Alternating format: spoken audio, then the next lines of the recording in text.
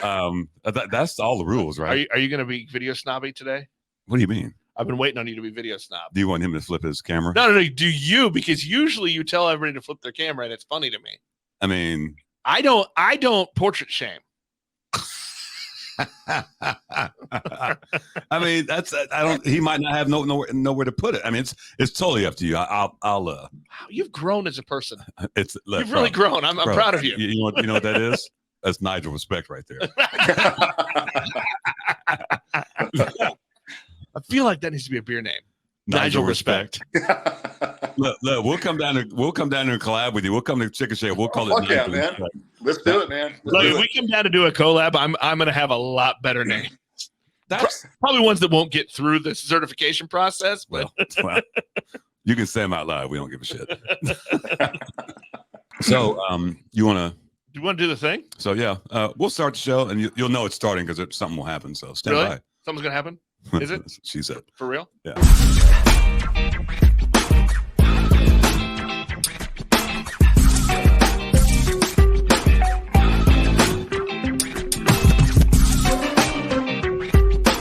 Beers with Nigel is poured for you by Dire Oil Graphics, promotional products and design. They cover your brand bumper to bumper with graphic design, promo products, and print. See what Dire Oil Graphics can build for you at direoil.com. That's DYEROIL.com. I mean, really, everybody loves those little blue pills. That's what they keep telling me. Welcome to Beers with Nigel. It's a show about beer and other stuff and other things. And yeah, we got a man on the move over there. Hey, all the way from Chickasha, America. If you don't know where that is, that's in Oklahoma. Welcome to Nigel, and it's another Nigel. I know. I didn't even know how to do the introduction. You were so excited to have Nigel and Nigel. I mean, he's been like a 12-year-old boy all night long. Hey, it's Canadian River Brewing down in Chickasha, Oklahoma. Of course, I'm 13. Yeah. You're judging me like that. Welcome to the show, bro. Appreciate you. Hey, thanks a lot, man. Thanks for having me on here. Yeah, it's like I said, like we were talking about. It's a trip that there's a brewery in Chickasha, Oklahoma. I mean, oh, dude, yeah. So I've seen the name on the map. I've done a few tours down through Oklahoma, but I was assuming this was like, quote, suburb of Oklahoma City. It is not. But it is not. Not. So where is Chickasha? Yes. It is, it's probably about 35 minutes off I-44. So you got to go down I-44 out of Oklahoma City. It's maybe 35 or 40 minutes. So it's a little bit of a drive. But yeah, Oklahoma City is it's just right down the road. Yeah. It's not a suburb. Yeah. It's an easy shot because it's all highway. And so it is. Yeah. For us Kansas Cityans. Yeah. Is that like the St. Joe? Probably not that far. St. Joe is an hour. Yeah, that's true. This would be like going maybe to Ottawa, Lawrence. Yeah.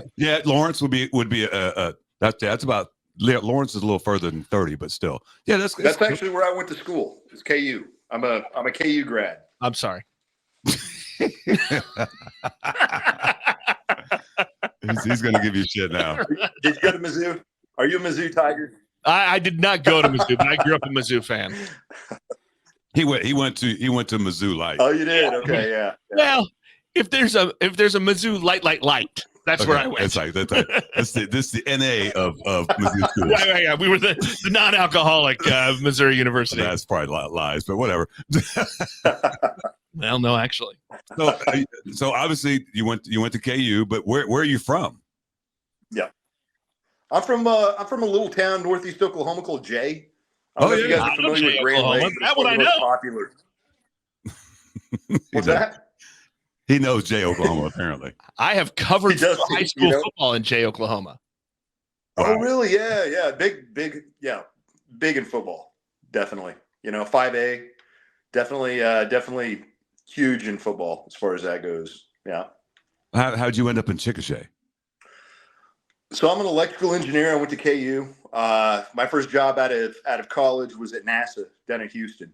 Worked at Johnson Space Center for them. All three of my kids, me and Holly's kids, were born in Houston. And then we had all three of the kids, twins, basically triplets, man. I got our oldest is 13, our youngest are 11.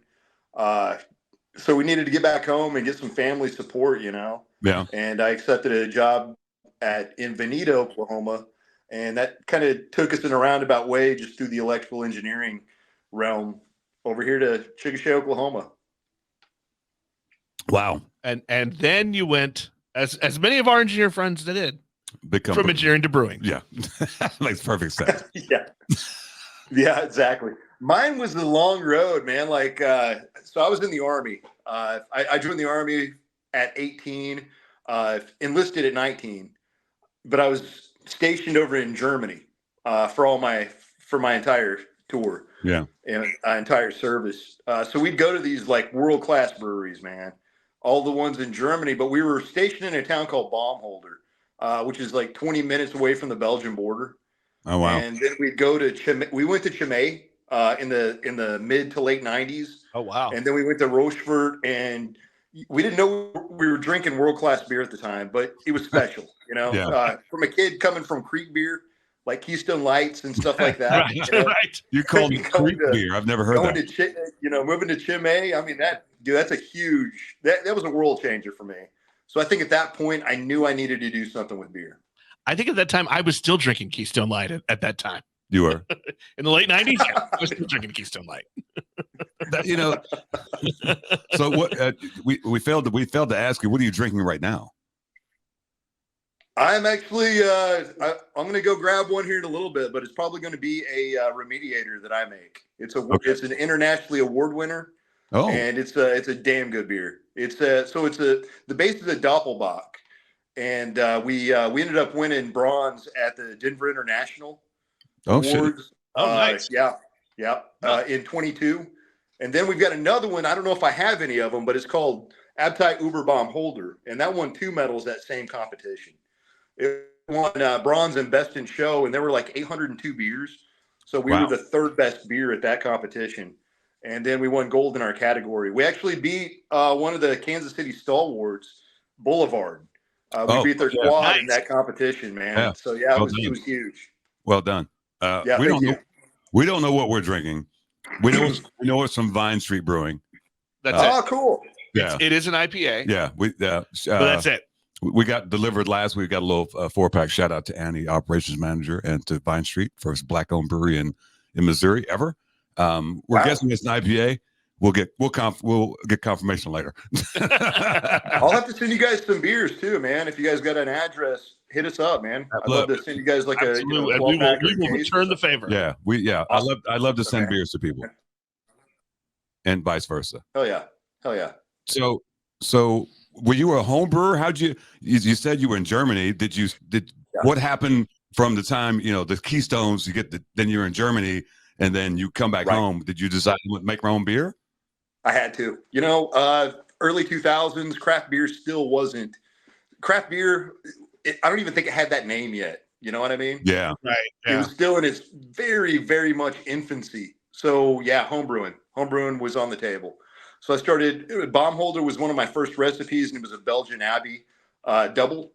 And I had to figure out how to make that because I couldn't find Chimay here. Chimay you can find at any liquor store now, but at the time you just couldn't find it. That was very rare. Right. Exactly. You might find like maybe some of the more popular German beers, which I was very appreciative for, but I still couldn't find like Optimator and some of these other ones that I really love. So I had to develop, the Doppelbock recipes and all those too, So it was a challenge. So yeah, homebrewing was the only way to do that. And, my first beers that I made were complete failures. You know what I mean? We drank them anyway, but they were fuking gross, man. Yeah. I love that. We drank them anyway. Yeah, we didn't pour them out. We drank them anyway, man. Yeah, I don't. Skunk, they tasted like skunk whenever they shouldn't have tasted like skunk. And I think that's not a category of beer. Skunk. I don't think that's. Yeah, it's called Heineken. Oh wow! I'm sorry. Not sorry. We're not going to get them as a sponsor. Apparently. Fuck. They're on the table we were now. so close. Do you remember what the first your first one was? Yeah. That you made? The home brew. My oldest recipe, and it's now my most successful. And that was bomb holder. That's my oldest recipe that I ever created. And now it's won the 2 international awards, but it's won probably 5 or 6 awards for us. It is our gold star. And that's my oldest. And it's probably 20 or so years. It's been in progress for quite a while, for sure. And what style is it? It's an Abbey double, a Oh, Belgian Abbey double. Yeah. oh. Wow. What's Patterned ABV on after that one? Chimay Reserve, the red label. Oh yeah. Yeah. Damn. How's that go over in Chickasha? Not very well. Oklahoma City is our market, Okay. And in fact, that's where we're moving to. Really? Is Oklahoma City. Yeah. So Yeah. are you gonna open? Are you expanding or are you moving? We're actually gonna expand, but we're selling our assets to a billionaire investor that just came back to town. He's from Okay. a little town next to us called Anadarko. Oh, I've been there. He's he's opening up a distillery, a steakhouse. Just he's putting millions of dollars into downtown Chickasha. And we thought, well, you might as well own a brewery too while you're at it. So his whole thing is called Land's Run. So we're going to sell it to him. And we're going to take those all that money and get up to Oklahoma City. I've got a couple of investment zones up there that I'm looking at. What part of town do you think up there? Probably, Farmers Market is looking really good. And there's another one that's brand new. It's over kind of by the Paycom Center. It's called Strawberry Fields. And it's over kind of by this brand new development zone called Scissortail. And it's just right down the road from it. Yeah. And it'd be a great investment because it's like ground zero. I get it for a value right now. Yeah. The price per square foot is like super low, and I can move a production facility in there. And then I want to go. I don't know how the breweries are up there, but down here they're very competitive, and you got to check a lot of boxes. Beer alone just isn't working, so you have to have food. Yeah. And if you even have like mixed beverage license too, where you can do like mixed drinks and things like that and wine, and kind of showcase your beer at the same time. I feel like those are the ones that are just killing it right now. Yeah, that's kind of the theme up here in Kansas City is, you have to if you got to have food to, it brings a different crowd. It brings the beer crowd, but it also brings the people who may not know about beer, so you get to educate them. But also, if you got good food, everybody's eating food, right? So absolutely. So how long have you guys been down in Chickasha? How long have you been open down there? It's been a while. I formed the LLC in 2017. Oh, then, wow. In me and Holly's backyard, we built this huge steel building, and that's brewery number 1. So as an engineer, I designed and kind of built and fabricated everything. And then a lot of the city officials got caught wind of what we were doing. They were really surprised by it. Came out, took a tour. They wanted that same thing just on a bigger scale downtown. So we built brewery number 2. So that's the one we're actually going to sell. And then we're going to move brewery number 1 to Oklahoma City. Oh, wow. Are you just selling the assets? You're not selling the business and the right. The business we're keeping. We put too much into it. COVID hit and it's been kind of an uphill battle, but we still see a bright future in it for sure. Yeah. What's been the reception to a brewery in Chickasha? It's kind of been hit and miss. I think people are confused by it. We're in a town of Miller Lite drinkers. And it's been popular enough, and it's made enough money that it's still attractive to the investor that's coming in. But overall, we probably haven't done as well as probably we would have if we would have just gone straight to Oklahoma City. Yeah, but I think that's cool though, 'cause you kind of set the stage for something else to come in, and people are like, oh, that's not super weird. You know what I'm saying? Right. Yeah. Somebody's got to do that first one. True. Yeah. Did you make a competitor? Did you make something to kind of bring in the Miller Lite drinkers? We did, man. I think I've got 54 beers on Untapped. So I think maybe 10 of those beers. So yeah, about 20% of all my beers are like made to be entry level.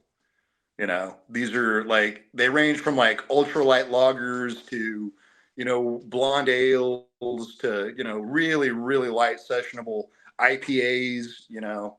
But we have some really high end stuff too, you know, like imperial stouts and, Yeah. you know, the bomb holder, you know, all the, and remediators even, you know, it comes in at almost a 7% ABV. So Yeah, we've got a bunch of pretty high end stuff too. Yeah, I don't think you got to worry about you know, your bona fides there. I mean, he's got the awards. Well, yeah. Yeah. True. So, Yeah. so you guys, I'm guessing you're in distro up in the city. Yeah, we are. We were with one of the biggest in the nation, Southern Glazers. They're in 32 states, but we felt like we were getting overshadowed. Yeah. Part of theirs in Oklahoma, they have Founders, and they have they have Avery out of Colorado, and we just, you know, we felt like we could do better in self distribution. Yeah. So we're self distributed all over the state. How big of a system are you guys brewing on? We are brewing. It's all told, it's about 1,500 liters. So it's pretty big. You know, in terms of gallons, that would be probably about 1,000 gallons at any given point in time. So was that like a 10 barrel, 15 barrel? You think? I don't know. Math. Yeah. So what is it? I know he's 31 gallons. Yeah, you're gonna make me do math. You're the fucking engineer. I know. So we've got about 100 barrels at any given point in time. Wow, that's you know, and it probably takes maybe 3 weeks to turn that 100 barrels around. You know, and that's just brewery number 2. Brewery number 1, we can probably do 30 barrels at any given point in time. Wow, that's a lot of beer. That's a lot of beer. That's a lot of beer. Did you? So when you did, was that the initial plan to be that big, or what was your plan? And really, the real question is, when you went to the wife, you're like, Holly, I think I want to open a brewery. She thought I was fucking nuts, man. She thought I was crazy. Let's build a brewery in the backyard. Yeah, yeah, exactly. But yeah, it turned out pretty good. You know, we made we met a lot of great people along the way. You know, yeah. And I have zero regrets. And I don't think she has any regrets either. You know, it's been a great ride, and you know, I think the journey is just kind of getting started. Yeah, you know, I feel like she was having a great time at the beer fest when I met her. And she's awesome. Yeah, and shout out to Oklahoma City. That's one of my favorite beer fests. It's just, oh, dude, absolutely. You know, yeah, I mean, it's. You know, I tell people, and we talk about this all the time. Oklahoma City is super underrated Oklahoma's super underrated when it comes to beer. People don't believe me. I'm like, I said, just go. I said there's beers there that are good as any city I've been to in the country, and I've turned a bunch of corners. You know what I'm saying? You know, it's just it's not even just us winning awards. There's a new brewery. In fact, at GBAF. Yes. This last year, they got Brewery of the Year. Yes, sir. It's called Big Friendly, and they're out of Oklahoma City. They do some of the best saisons I've ever tried in my life. Yeah, fully been there. Love them. Not a surprise at all. No, definitely not. There's some really good shit coming out of Oklahoma. And people, there is, man. Yeah.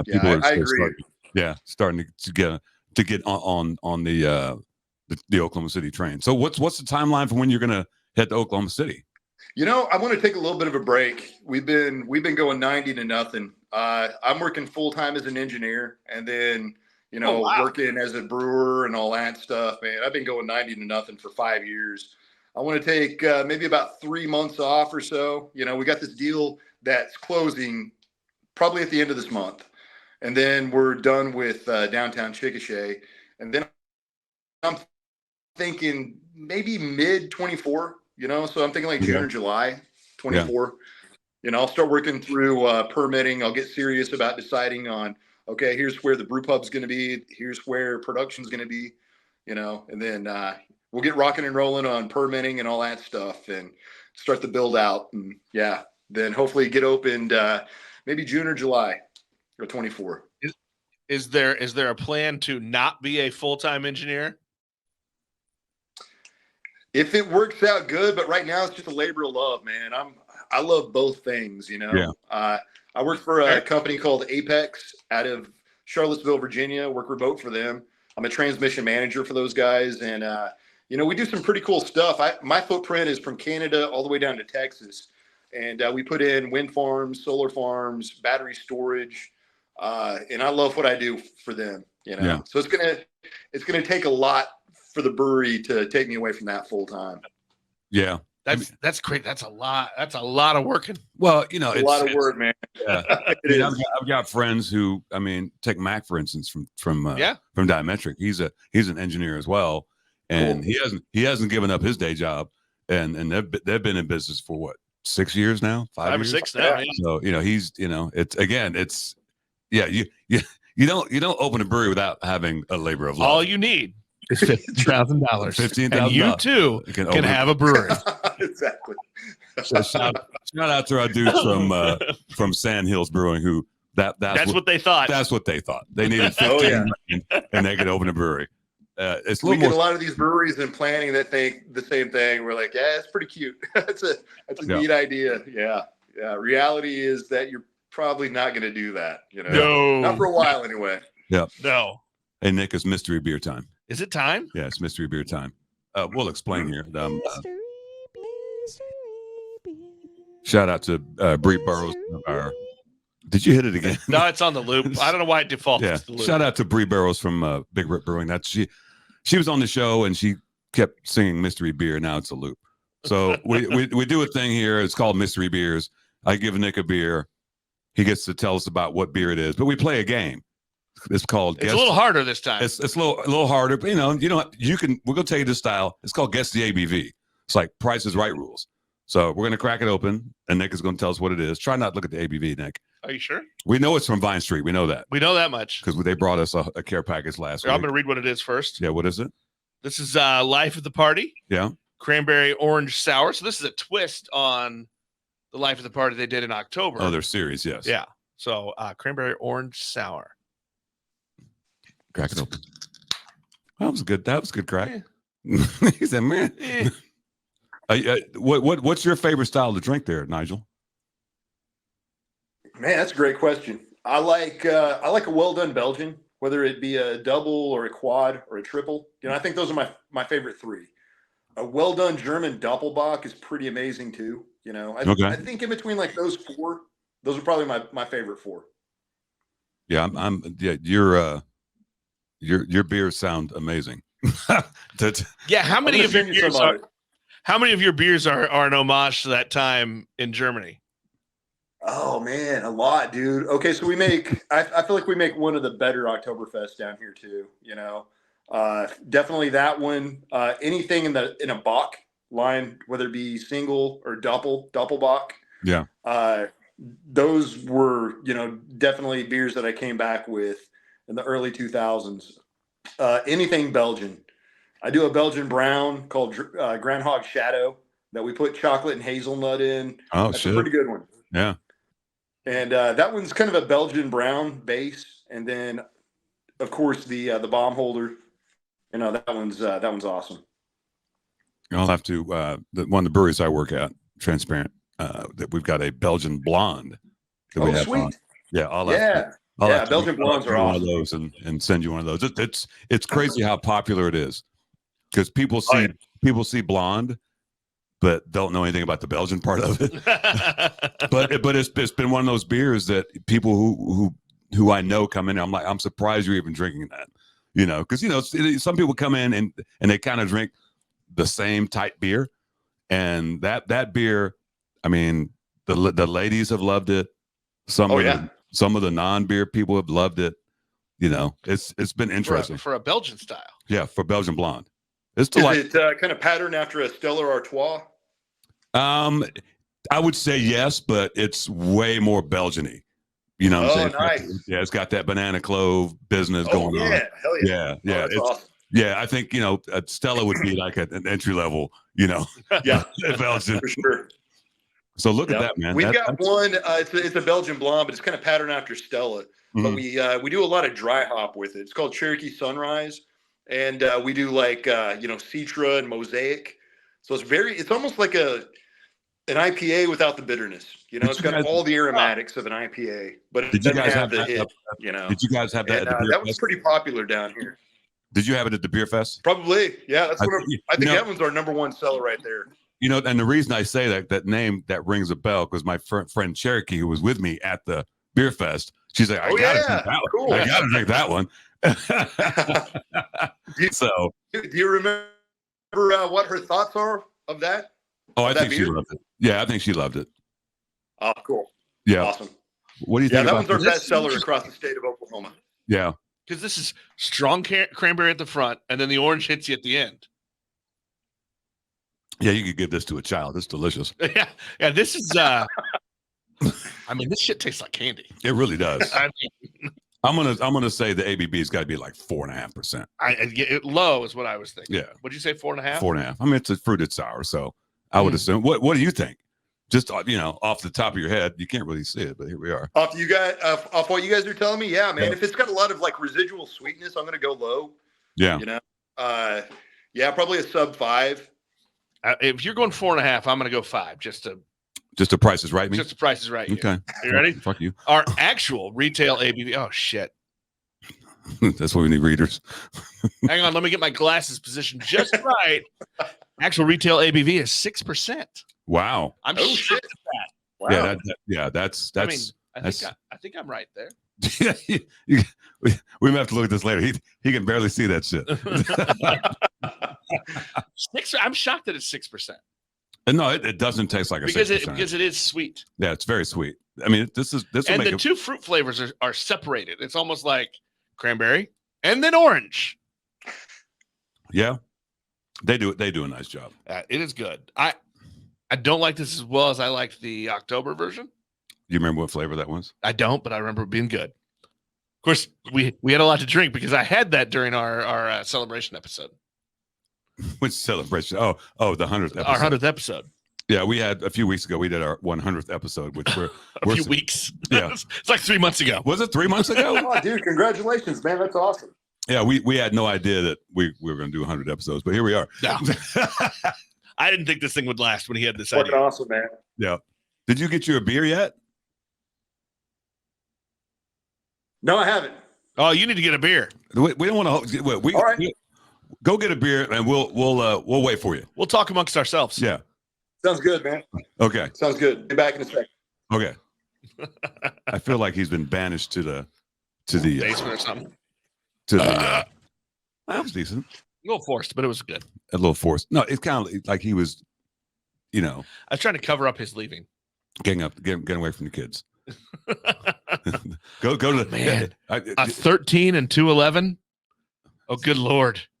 But once you're going to get them all done pretty quick when they get older. But I also don't understand because I only have the one, right? So I don't understand I feel like if you have multiples, okay, you can kind of sick them on each other. That was definitely the case with my sons because they're a year apart, and yeah. But somebody's getting their ass whooped. And I'm fine with that if it doesn't involve me.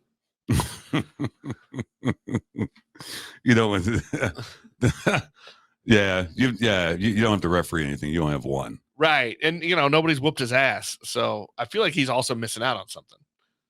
Probably. That was quite delicious. Shout out to Vine Street Brewing. And shout out to Barrel and Flow. Boom. You know what I'm going to do? Barrel and Flow glass. Are you going to cuvee? Oh, that's a live cuvee, people. I don't know if we've ever had a live cuvee. And especially from a beer you don't know what the fuck it is. So now it's a fruited IPA. Ooh, we just made a new style. Did we? I don't know. I mean, somebody's done that. It sounds good. Somebody's done that. For those watching at home, you can see the refrigerator. We thought it was dead. Came back to life. It did. I cleaned it, plugged it back in, and you still thought it was dead. Wasn't working. It was warm. You had to whack it like an old TV. Wow. Shake it like a Polaroid picture. Thank you, Andre. And for those who don't know, you're listening to the best local podcast in Kansas City, as voted by the readers of the pitch, the people of the pitch, KC. And if you're watching, you can see that lovely award right there. And we're back. Nigel is back. So this is the Nigel on Nigel episode, apparently, according to Nick. Is this a Nigel on Nigel crime or a Nigel on Nigel affair? Both. What we got there? This is Remediator. So it's got nice. This is one of our award winners right here, man. It's got the goat head on it, which is kind of like a historical tip of the hat to the traditional German double box. They all end in ATOR, like a Salvatore or Optimator, those kind of things. But they all have like, the goat is prevalent with it. Yeah. Yeah. KC Beer does a lot of the ORs at the end. Because obviously they're a German brewery. That makes sense. Oh, they do. Yeah. Cool. Yeah. That's all they do. Have you ever had any of their stuff from KC Beer? I've had a lot of Boulevard, man. I love Boulevard. But a lot of the new craft breweries, I don't think they were there until I don't know. I graduated school at KU in 7, so I don't know if any of those were existing. I don't know how. I think they're 5 or 6 years old. Yeah, we'll get you some KC Beer because, like I said, they do it's all German stuff. So they do a nice job. He's on the move. Where are you? Are you like managed to like the basement? Are you in the bathroom? That looks like he's bathroom potting. Man, I've got like kids all over the house. We got 3 over tonight. Uh-oh. Your Wi-Fi is not good in the bathroom. My youngest daughter is having like a little girls' sleepover party. So got it. Uh-oh. So yeah, man, I'm like in the bathroom right now, just trying to, wherever you were before, escape all the noise of the house. Yeah. Your signal in the bathroom is not great. Oh man, I'm sorry. No, it's all good. It's all good. Wherever you were before you left, go back to that position. That's where the strongest signal was. Gotcha. Try it again. He says it's just move over. That's right there. Got it. Hey, the fruited sour IPA cuvee. Yeah. It's quite good. Yeah. While you were gone, he took the IPA and the fruited sour and just cuvee them and put them together. So does Chickasha have much of a beer suicide? Oh yeah, I love a cuvee. Yeah, it's a little cuvee. No, he's stuck now. You are. We're kind of developing that. Is it stuck? No, you're good. We can hear you now. Back now. Can you hear me? Yep. Oh, okay, cool, man. Sorry about that. Yeah. So it's all good. So Chickasha. I think the question was, is Chickasha getting a beer scene? Yeah, I mean, you're obviously the ground zero. I mean, what kind of client? For sure. Are people like learning about it, digging it? What's been the vibe? The vibe is definitely growing, man. I think the easier to approach styles like the Remediator and the Belgian Abbey, those are gaining a lot of traction. But the IPAs, man, they just in a small town like this, they're not there. Yeah. But in Oklahoma City, they buy 99% of our IPAs. So Oklahoma City is definitely our market. Yeah. Well, that's cool. You guys are making that move. I'm gonna throw this question at you, because we've asked this question of people, being an engineer, how has that lent itself to being a brewer? Oh man. Yeah. That's a great question. I designed all my equipment, so I was, being a home brewer, I kind of knew, okay, here's what ruins beer. Whenever I make great beer, here's what I do, So I tried to duplicate all of the things that were like, going in the beer's favor, like temperature, and having a lot of automation in kind of the brewing process to really just rigorously boil the beer down, extract all this beautiful things that you can from the hops. Yeah. And really temperature in the fermentation tanks, in my temperatures, I can do like 0.1 degrees, I can, and keep it there throughout, however long it needs to be there, whether it be an ale, whether it be a lager, which kind of ferment at different temperatures. So just kind of understanding, I guess, the mechanics of how to create, a really beautiful beer. I think that's the biggest thing. And then being an electrical engineer and a mechanical engineer, I was able to design the brewing system to do it. So I have, both of these breweries I've designed, and then I've had kind of manufactured overseas, and just, I've kind of got my fingerprints on every single bit of this thing. Yeah. Make sure that, that this finished product is exactly what I want. I'm not leaving it to the devices of Alpha. I know they're great, but, Yeah. This is mine. You know, this is my design. That's pretty fun. Cool. I love that. I love that. Where you just like, no, I actually designed it. No, this is yeah. And I also I respect the level of like need for control. Yeah, man. Yeah. You know, if you meet me, I am not a micromanager at all, man. I'm about the most chill motherfucker you'll ever meet. But whenever it comes to that kind of stuff that I know I can control, I have to control it. Well, that's the whole thing about brewing, though, right? Is like you have to control all those variables. You do. And if you can automate as many of those pieces that can potentially fail, you know, and create fucking terrible beer. I've never had to drop a batch of beer ever, not once. You know, we have a good cleaning regimen. We've always made after like 4 or 5 years, every single batch of beer that we've made is exactly what we intended to make. Yeah. No variants, you know, minimal variants. You know, it's been great, man. So I've tried a lot of, and I'm not going to name any names, but there's been a few breweries where some of their styles and some of their cans have been wildly inconsistent from 1 month to the next. Yeah. I think that's one thing we give our customers is that consistency. We're not inconsistent at all. You know, the beers that we make and that we get out there, you know, they're exactly the same as they were a year ago, 2 years ago, you know, and they'll be exactly the same in a year, you know, whenever they come back to them, you know. And I think that's an important thing. You know, all the beers that I really respect, like Chimay and Rochefort and, you know, Optimator, it doesn't matter if I tried it 10 years ago to today. And some of those recipes, they're like hundreds of years old. So I'm sure like if you were to take if you could time travel back in time, you know, I'm sure the beer was exactly the same back then as it is today. You know, it's pretty impressive. So that's just kind of what we want to do. You know, we want to do that same thing with our beer. It doesn't matter if you're popping a tab or you're pulling the foil off the top of the can. No. Exactly. Exactly. Yeah. Popping the cork out of the fucking bottle. Yeah. Right. You know, and you know, to your point, you know, we talk about this. You know, people ask me all the time because they think I know all the things about beer, which I don't. But they're like, "Well, what's your favorite brewery?" And I'm like, "That's a terrible question. That's a horrible question. That is. And I don't, you know, but you know what my answer is? I'm like, this is how I judge. What am I ordering?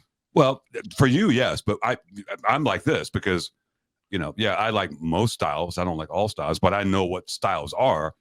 And so if I can go up and down your tap list and everything's consistent, like you say, that's when you know you have a really good brewery. Because some places you go, you're like, that doesn't taste like I went to, I'm not going to name this brewery in Arkansas, but I went and I had a flight and the pale ale should have been the IPA and vice versa. The pale ale it was so hoppy. I was like, do you think they just mislabeled your flight board? No, I'm no, absolutely not. Okay. I went to that. Well, I mean, like that happens. I mean, I'm the type of person that I'm going to give you if I go to your brewery, I'm going to give you more than one shot because that's just what I do. And I went to that brewery right when COVID started. It's been 3 years. I went back. They were fine. The best beer they did was basically an English mild or something like that. But again, I'm going to judge a brewery based on up and down, even if it's a style I don't like, right? Yeah. Like our you can respect a style and not like our Belgian blonde, a transparent. That's not my style. Is it done true to style? Absolutely. But that's one of the 5 breweries in Kansas City that I can name that everything they do, you're like, oh, that's super consistent. So that's if you can do that in Chickasha, that's certainly going to work in Oklahoma City. Absolutely. You know what I'm saying? So. We have a lot of fans in Oklahoma City too, and I think it's definitely something we've been trying to do for about, I'd say 2 years. We've gotten real serious about it. And now we finally got that opportunity to do that. So, man, I cannot wait. I'm a little bit tired, so I've got to, I'm going to take about 2 months off. Yeah. But, man, I'm thinking like mid-24. We'll you still have all the money secured and all that stuff. Yeah. will you still be putting out beer for distribution in between?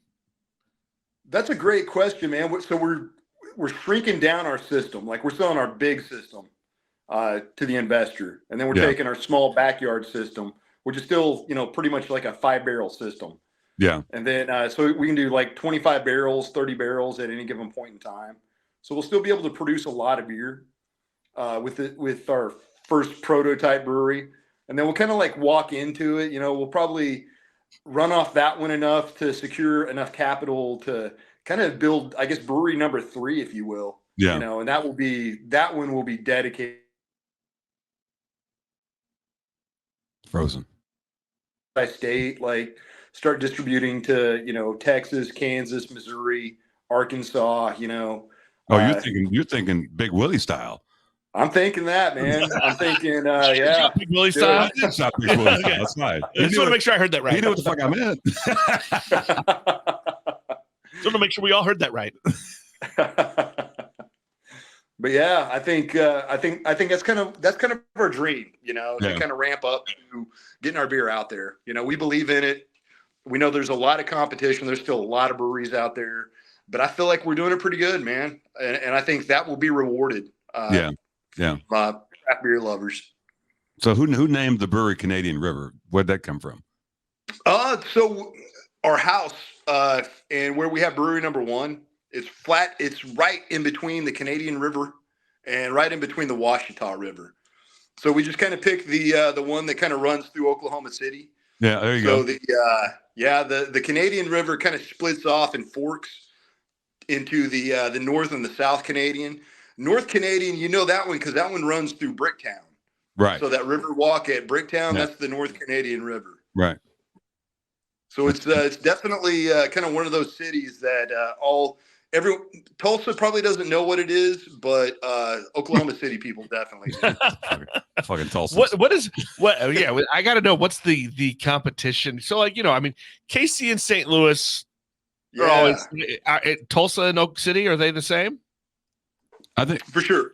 Yeah. Yeah. It's definitely a micro fan base, and all of the craft beer drinkers in Oklahoma City don't go out to Tulsa and support them. I wish they would, because there's a lot of good craft beer out in Tulsa, but it's the same in Tulsa. They kind of hold theirs in a little bit higher esteem than they do the Oklahoma City. There was one time that Tulsa was the shit. That's where you went, right? Yeah, man, for sure. But now I think, and I tell people all the time, I'm like, if you want to go, I would choose Oklahoma City over Tulsa now. I really would. Tulsa doesn't have a major league sports team. Okay. No. Well, I was like, okay, Oklahoma City does that, right? Yeah, they do. Yeah. Yeah. But what's that got to do with anything? Well, yeah, if you're gonna Tulsa was if you're gonna city battle, you got to lay it all out. Well, Tulsa was really known for that. Was especially when Prairie was there. That was Tulsa. Yeah. And then I started going to Oklahoma City. I'm like, no, not Tulsa. Oklahoma City's better. just calling it as I see it. Yeah. And I guess to that point, Prairie did move to Oklahoma City. They're in Automobile Alley now, Well, and closed down their Tulsa location. Well, I have to explain to people, I'm like, Prairie and Krebs is different than Prairie OKC. Mm-hmm. Totally different brewery, totally different beers. And, totally different. And for my money, what they're doing in OKC, it blows away what they're doing in Krebs, man. Doing some awesome stuff, man. It's in fact, at the last CBAO event, I spoke with one of their brewers at Oklahoma City. So we're probably in 24. We're probably going to do a collab with them. In fact, I've got a bunch of collabs planned out. I've got one from Beercraft. They're another really good award winner. Yeah, they're out of McAllister, I believe. Oh yeah. So I'm going to make the trip out there, and I want to do some collabs with them. They kind of take after me, in that. Or I take after them or whatever. We're kind of like historical beers. I like the traditional German styles, and they're kind of the same way, man. So I'm really looking forward to collabing with them. Yeah. Is there a style you haven't either done yet or you haven't mastered yet that you want to do? Yeah, there is, man. So we got the Angry Scotsman. I don't know if you've tried any of his beers. Yeah. I want to do some Scottish styles, man, like a wee heavy or something like that, Yeah. And if so, I'm a Viking descent. I'm my family is Denmark, so I'm a Dane. and I want to find somebody who can do a Kvike. You know, I've never done a Kvike. Yeah. Oh yeah. So I want to do a Kvike IPA. I've heard that kind of lends itself really well to an IPA. So either a wee heavy or a Kvike. I want to say somebody up here did a Kvike IPA. Somebody. Oh, man. Did. Yeah. That's awesome. Yeah. I'm jealous. I wish, man. No. Like, I know. I just want to say No, that. he just want to say so. I just want to say there's a brewery up in St. Joe, Missouri called Angry Swede, and he's oh yeah, cool. Yeah.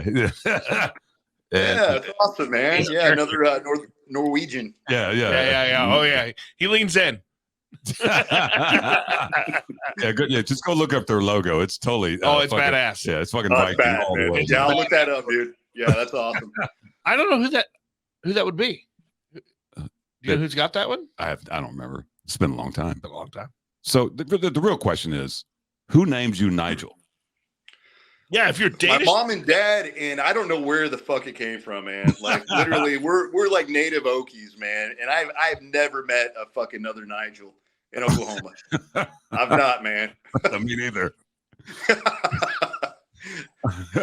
So yeah, it was cool whenever Holly came back and said, okay, so hear me out. I got this idea for another podcast because I was on a Oklahoma City podcast like a month ago, and Beer Hop, okay. Oh yeah, I know cool those dudes. guys. Shout out to them, yeah, badasses.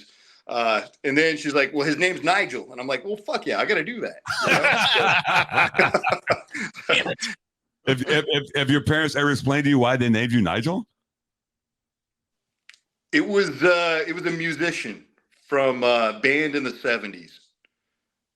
But I think it was like from like, I don't know, Spinal Tap or something, man, because that's the only other Nigel I've seen in. Well, it's movies, so, I Your don't know, name man. is Spinal Tap. Look, I don't care if it's screwing up. Nigel You Tufnell. got to tell everybody you're from Spinal Tap. or maybe it was from XTC. Remember, the song "Making Plans for Nigel"? That it could have been, man. You know what I'm saying? For sure. Yeah. Yeah. I remember You the know how Primus hard version. I have been fighting doing those lyrics this whole entire time. I've been a couple times like, no, I'm not going to do it. It's too easy. I'm not going to do it. Bro, always go for the low hanging fruit. What are you doing? Of course you should break in the song. We're only making plans for Nigel. That's the craziest shit ever. That is true. It is, man. I don't think I know any Nigels in Oklahoma besides you, bro. So, Oh, dude. Yeah. I've been on an island, man. So I'm thankful for you. yeah, same. Heard. There's a bar in England, and every year I don't know if it's called Nigel-a-thon or something like that, where they invite people, all the Nigels, Really? to the bar. Dude, let's go fucking rock that out, man. Let's go. I mean, yeah. So it's. I'm in, man. Did you go there while you were there last time? Well, no. What happened was when I was working for when I was working for Windshift, and we got wind of this, no pun intended, that there was a thing, and so she reached out to them about me coming to this bar for all the Nigels, and so it's Nigels, Nigellas. It's a fucking epic thing. I'm like and apparently I think a couple of years ago they only had one Nigel from the United States. Everybody else is from No England. shit. Yeah, Oh, dude. Yeah, but, man. being named Nigel in England is like being fucking named John here, right? There's like 50, 11 of them. That's a shit ton. That is a shit ton. So, we're unique, man. I mean, I figure if your name is Nigel, you got to be something different. You can't be no regular motherfucker. Yep. Hey, you are something different. I just want you to know that. I knew that. You are something. I'm very aware of myself and my surroundings. So, what do your kids think about you being a brewer? They fucking hate it, dude. Like we'll drag them down to the tap room, and it's boring to them. Like I thought it was gonna be cool. Their friends think it's the coolest thing. Yeah. We'll have like all these events like karaoke and all that shit. Nah, they still fucking hate it, dude. Really? Like, this is boring. This is cutting into our screen time, our tablet time, our fucking video games. Yeah. I feel like though you learn as a parent that everything you think is going to make you a cool dad is not. Exactly. Yeah, you're right, man. Yeah, that's exactly it, dude. What does Holly think about it? She loves it. Yeah, Does she she? loves it. I think women in this industry are way underrepresented. Mhm. And she's empowered because she runs the company. Okay. I'll do a little bit on the brewing side and stuff like that, but she runs the company, and she's done a fantastic job on it. And I think she feels empowered because she gets to work with the other women in the craft beer circles in Yeah. Oklahoma, Yeah. and it's a really important thing for her. So I know from her perspective she loves it. How is it Oklahoma? I mean, well, and we can say specific to Oklahoma City area since that's you. Like, are there a lot of women in the industry? Are they represented? It's definitely coming up. Yeah, it's definitely getting better. I know there are breweries like Equity that is owned and operated by a woman, Suzette. She's awesome.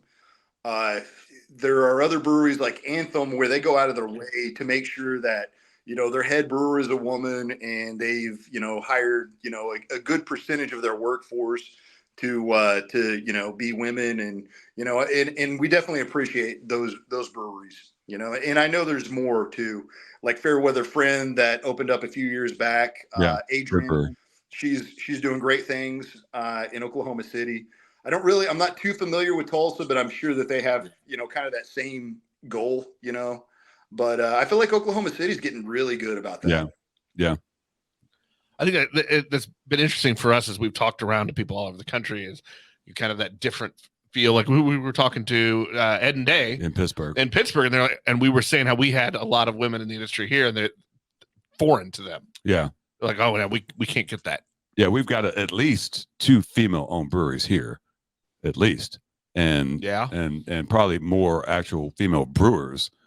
That it's weird because, like I said, we talk to people all over the country, and every place is different, Yeah, I mean, like you in Kansas City, you don't find a lot of other Nigels, but there are women, and there are a lot of women drinkers at our breweries here. Like, you go into a tap room around Kansas City, and that's one thing I love about Oklahoma City. Oklahoma City has a surprisingly diverse tap room crowd. It really does. I'm kind of shocked. Oklahoma City and Dallas kind of shocks me because people. Why do you think that is? I don't know. That's a really good question. I don't know, because for you to be drinking craft beer, unless I'm just dragging you to a brewery, I've got to you got to have some sort of education or something. I don't know. Right. Well, and it's as the token white guy that goes to Barrel and Flow with you. One of the things I keep hearing is how it was marketed and branded, like beer was marketed and branded to the white folk, and you guys had malt liquors. Malt liquor. I never drank any malt liquor. I'm sorry. I never got a taste for that bullshit. Maybe some malt duck. So I'm curious, like when you say you talk about Oklahoma City and Dallas being more diverse, like what's the difference? I just see more people of color. Really, that's my main point. Where here it's like, nope. Oh, look at that! There's a night filter. He's Batman. What just happened? Did the power go out? I felt like the reception was a little bad, so I switched to another router in my house. Oh. So I don't know. Is it better now? No, now we can't see you. I know. Really? I can see the outline. Yeah, we can see. There you are. Hey, there's light. Okay, cool. I cycled the camera. All right. Okay. So are we doing good now? Yeah, we're fine.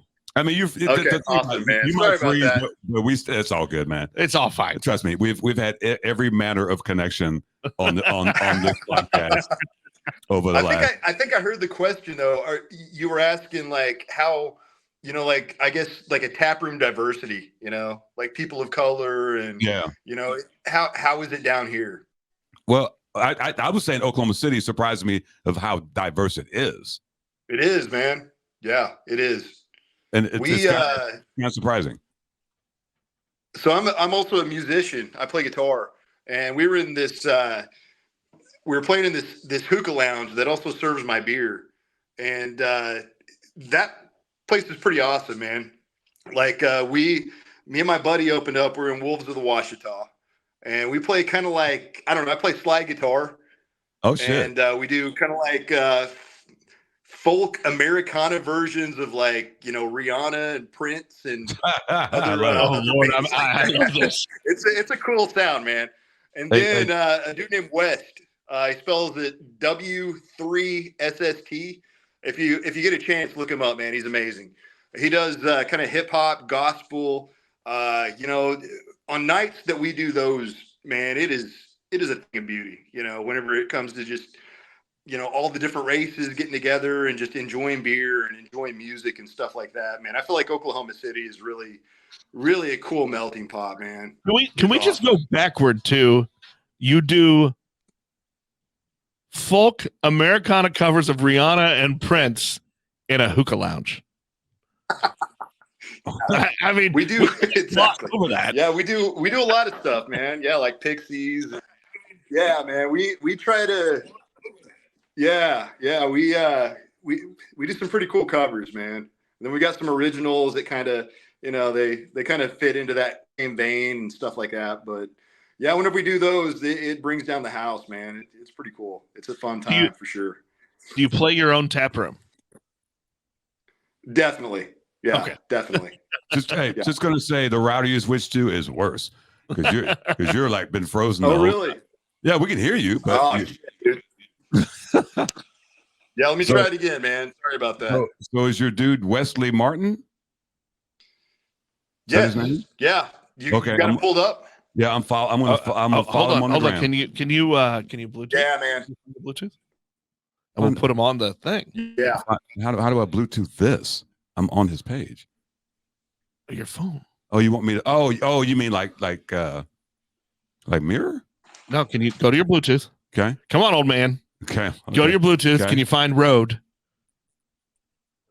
Hashtag Rode if you want to sponsor us. Yeah, I don't know what the hell you want me to do. Here, you do it. Oh, Lord. Lord. I mean, he asked me to do something I've never done. That's rude. Live on the podcast, fucker.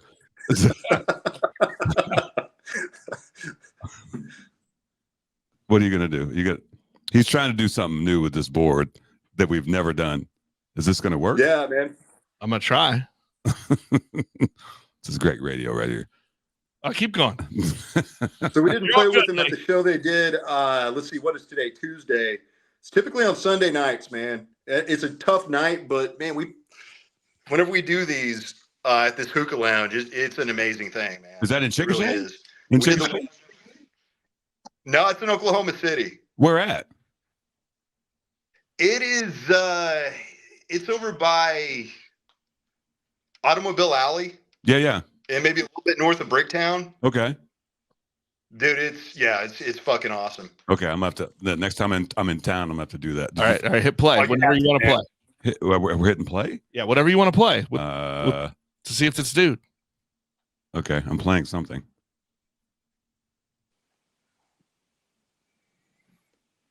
I'm not getting anything.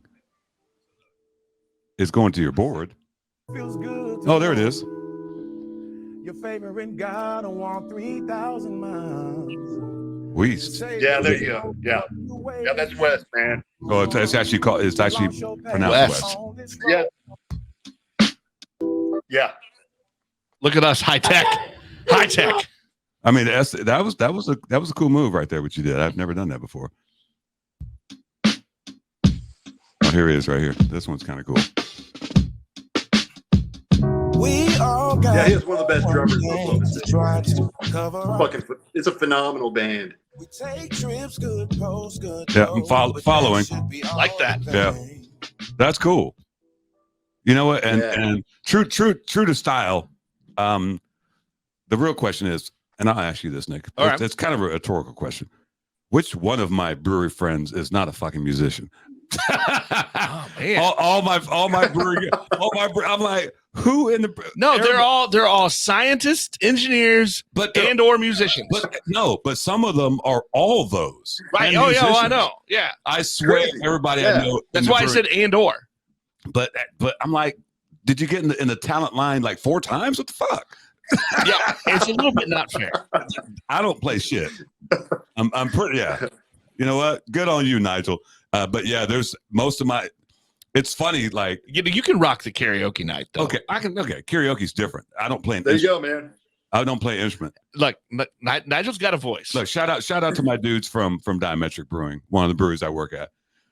I've known these dudes for years and had no idea that any of them played music until they decided one night to just show up as a band. I'm like, what in the hell?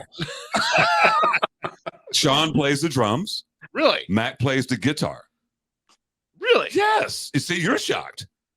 That's weird. Tony plays guitar. That's weird. Yes. I knew Tony did. Bixby, classically trained at Belmont University in Nashville, America.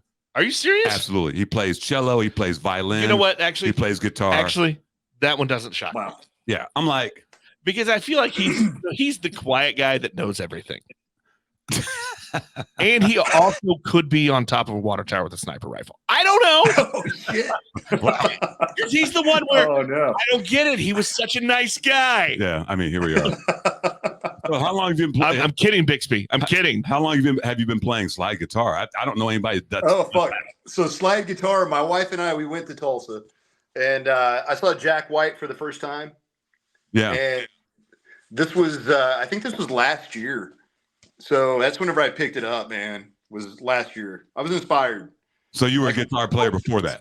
Like Dwayne Allman and all those guys. But Yeah. man, I was like really inspired by Jack White. I was like, You ever do holy a- shit. Since you like the folk and the Americana, you ever do a little Reverend Peyton? I don't know if I've heard that. Reverend Peyton and the Big Damn Band. Wow. Okay. Go- I'll go- check that out. When you like the slide guitar and rock and go hit it. You'll like it. Oh yeah, like Drive By Truckers, Jason Isbell. That's the stuff I'm Yeah. really into, you know. And that's kind of the new era that I've gotten into is kind of playing slide guitar to that vein, you know. I feel like there's a lot of Derek Trucks, you know, trying to do a lot of what he does, but no one can, you know what I mean? And there's this other type of slide, man, that's really amazing that they use kind of in gospel music. It's called Sacred Steel. So I'm kind of looking into like incorporating some of those elements into it.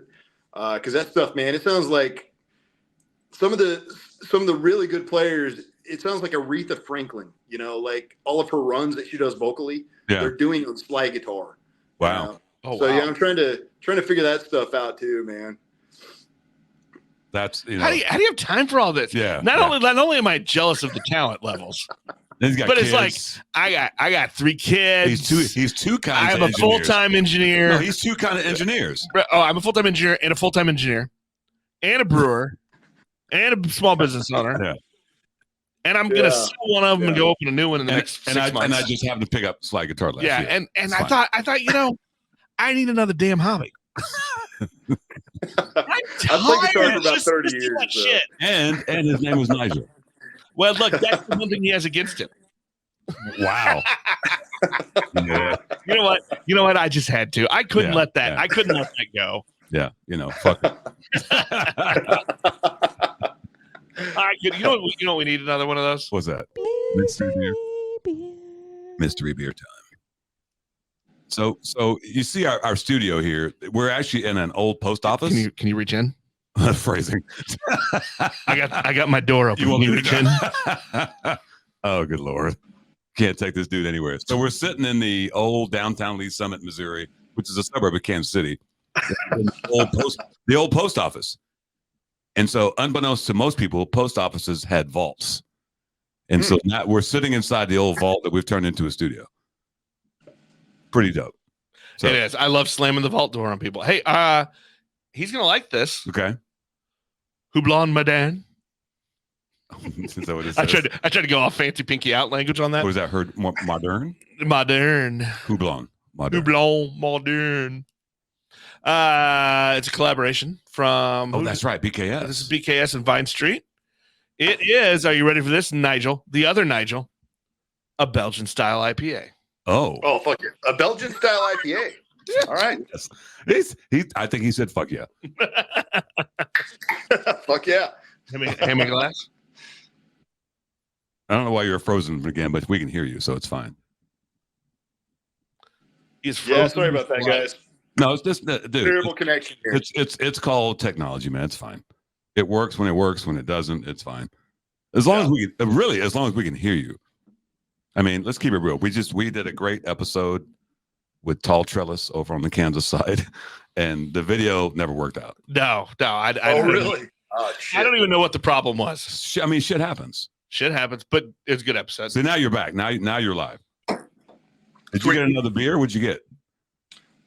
Bathroom. Okay, so right now I am. This is my. Let me try to get it in here. This is the international award winner that I was talking about. Yeah. This is our most awarded beer right here. Abtai Uber Bomb Holder. You know, we tried to go with like kind of the gold. Yeah. Kind of gold accents, and yeah, it just kind of pops on the store shelf. You know, it's got the little monk kind of making beer and shit. You know. I love it. I love the labels. That's dope. Oh, thanks, man. Yeah. Oh, the nose on that is fantastic. Well, that's that Belgian nose right there, son. There we go. Did they go for banana or clove? I get on the nose. I'm getting banana. It's strong on the. Oh banana. Not a lot of clove. Cool. I'm gonna taste it. Let's see.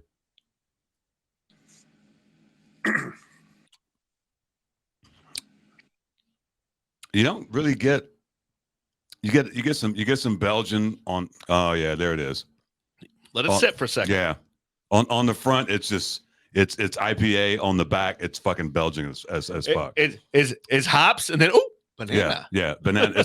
And it's kind of like a balance between that banana and clove balance. I kind of like it. Where sometimes it can be one or the other. I feel like it's kind of a bouncy house of the two styles. Yeah, you're going back and forth. Yeah, it's wow. That the residual. I'm digging it though. The back end is all Belgian all day. It's crazy. But hang on a second. It's going to come back. It is. I'm going to take another sip. I'm digging this. It's weird, but I like it. So it's crazy because BKS, shout out to them, Brian and Mary. They do some really great beers. And with a collab with Vine Street. But Vine Street has done the most collabs in the history of collabs. before they did almost 30 before they opened their physical space. Yeah. They did really? collabs. Wow, man. That's impressive. They even did a collab with Boulevard, which was crazy. They've done that's cool, man. Boulevard. Yeah.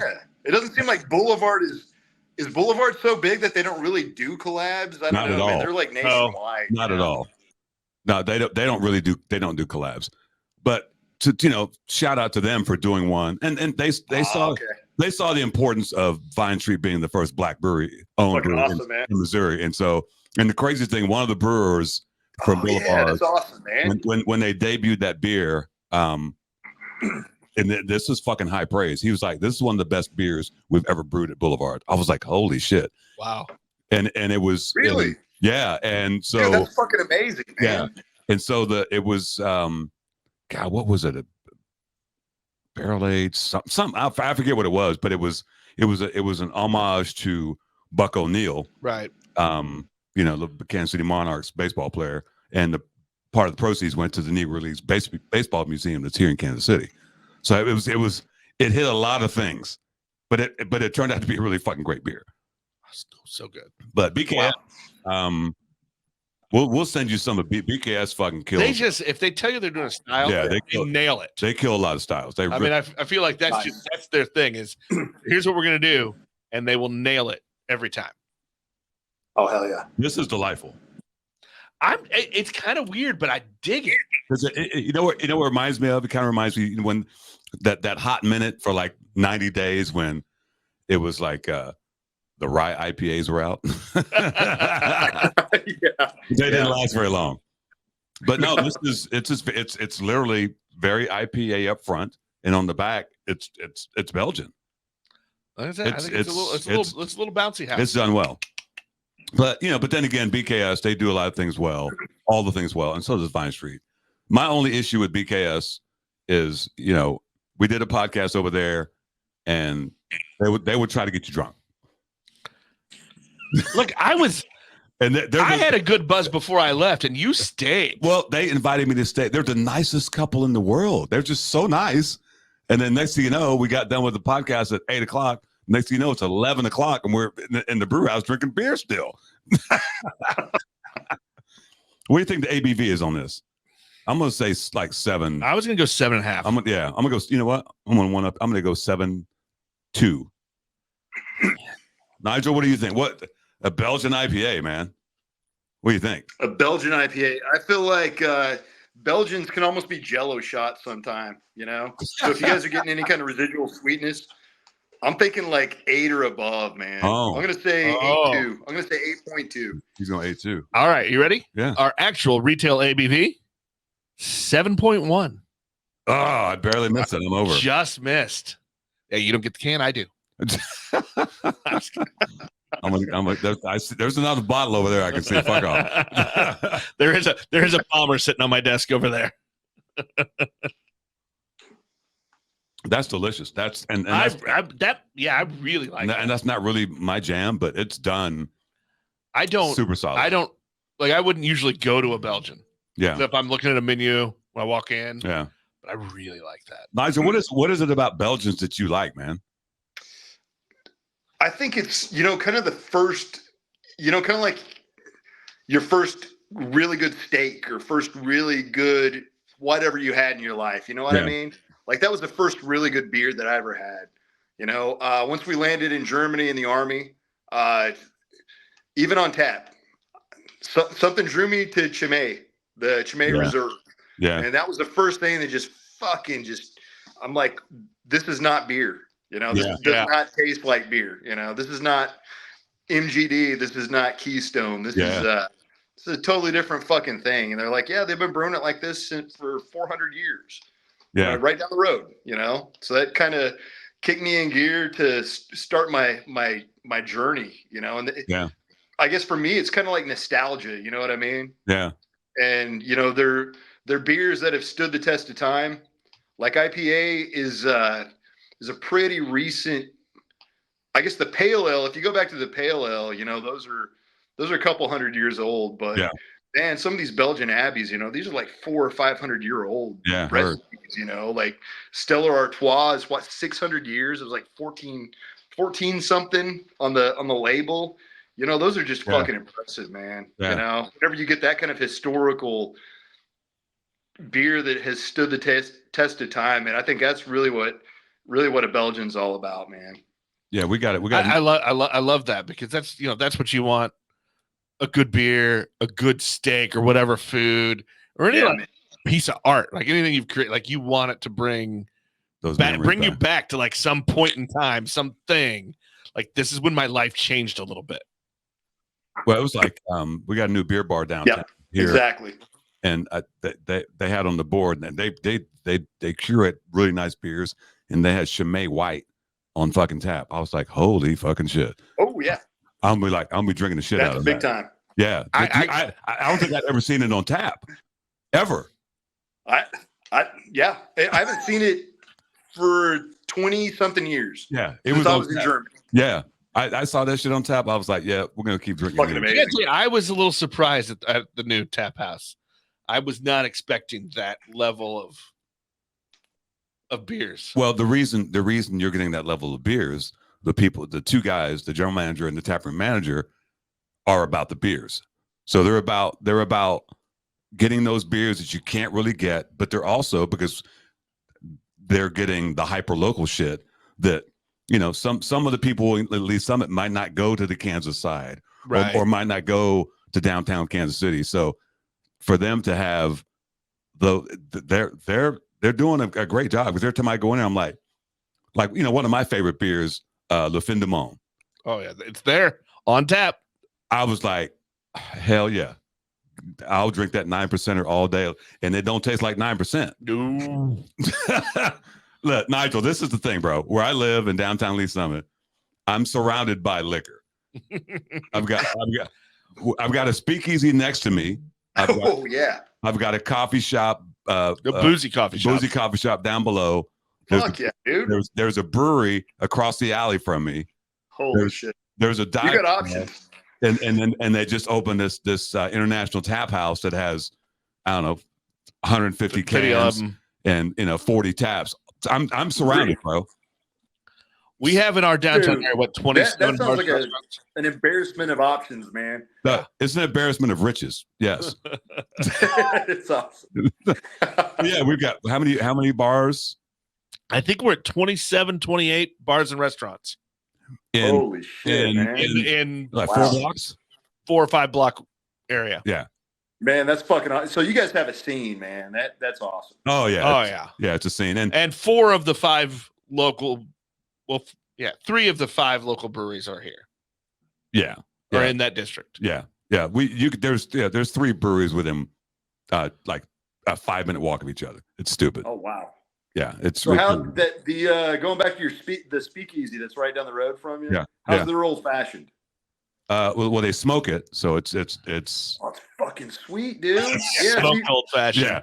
yeah. that's one of the next beers. So I should have added that to the list, man. I've got the Gavike and I've got the Wee Heavy. Yeah. I want to figure out how to do like a really good old fashioned beer. You know what I mean? Yeah. Boulevard did that. That's Really? right. Remember that? I That- forgot Oh, man, about yeah. that. Okay. It was based on an old fashioned. Yeah. Dude, that's awesome. Yeah. That was one of their early. I never got a chance to try it. Was it good?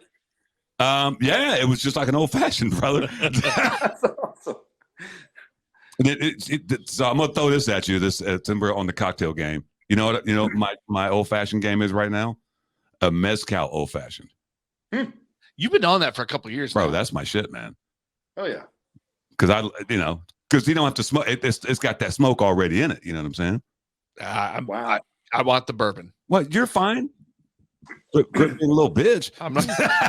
I'm just saying. I want my traditional old fashioned. That's fine. You're a traditional guy.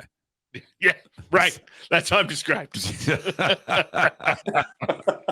Bloody fucking hell. Nigel, man, we appreciate you coming on, man. Absolutely, man. Yeah, This has thank you been so fun. much for having me. It's been a blast, dude. I'm sorry they banished you to the bathroom. I know. You tell the wife next time we're gonna need a better venue for you. We're gonna need. We want Sounds the good, dining man. area. Yeah, at least the dining room, right? Yeah, next time I'll do this from the brewery. There we go. Oh, it's heard. You know what? You know what? Next time we'll join you at your brewery. we'll come to the brewery when you move, bro. You know what? Fucking do it, man. You Come okay? on down, Brewery, dude. we're there. Yeah, let's do it. Where can people Sounds find great, you guys. guys? Where can people find you guys on the social medias? Canadian River Brewing on Instagram, all the socials.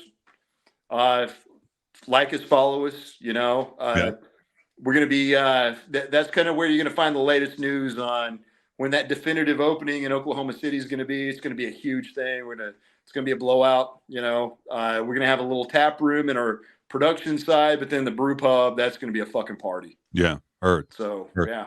Sweet. Nick, where can they find us on the socials? We're on Beers with Nigel on the Instagram, the Facebook, on the artist formerly known as Twitter. And you can listen to the Beers with Nigel podcast on Apple Podcasts, Spotify, Google, or most any of your favorite podcast apps. You can even, Nigel, we still say it because it's fun. That's fun. If you got one of them, our Alexa devices, hey, Alexa, play the Beers with Nigel podcast. We're on YouTube as well. We are on the YouTube. If you want to see the shit show. if your eyeballs don't hurt too much already, go watch us on the YouTube. Put sunglasses on though. Well, it's dark and we're wearing sunglasses. So don't run off because of technology. You have to stay on until we finish because there's an upload situation. Stay on me until I finish.